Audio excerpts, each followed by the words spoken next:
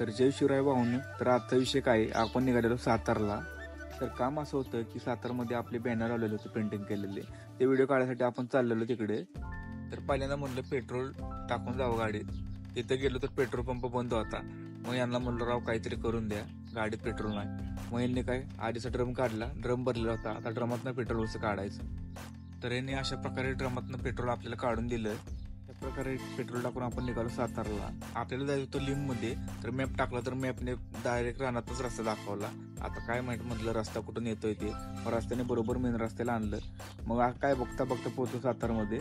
सातारमध्ये पोहोचल्यानंतर हे दादा भेटले ज्यांनी आपल्याला काम दिलं त्या बॅनरचं, ते आपल्याला घेऊन चाललेले बॅनरकडे. अशा प्रकारे तिथे जाऊन आपण सगळे व्हिडिओ वगैरे काढून घेतले.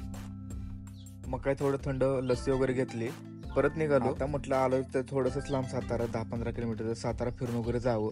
सातारमध्ये एंटर केलं, बघतोय तर काय सगळीकडे बघतो बॅनरच बॅनर होते. एवढे बॅनर, दिवसभर नुसतं बॅनर बघत होतो.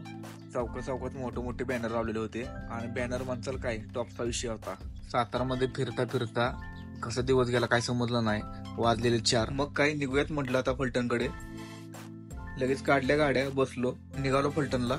जाताना मला थोडंसं ऍपल वगैरे घेऊन जावं. मग काय थांबलो, घेतलं थोडेसे ऍपल वगैरे. आता फलटणला नॉनस्टॉप जायचं असं ठरवलं, कुठं थांबायचं नाही. आजचा आपला दिवस पूर्ण सातारमध्ये गेला होता. बघता पोहोचलो फलटणमध्ये.